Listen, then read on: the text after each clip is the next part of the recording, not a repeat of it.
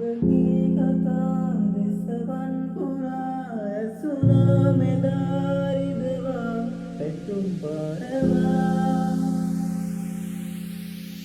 ඔබගේ කතා දෙසවන් පුරා ඇසුනා මෙදා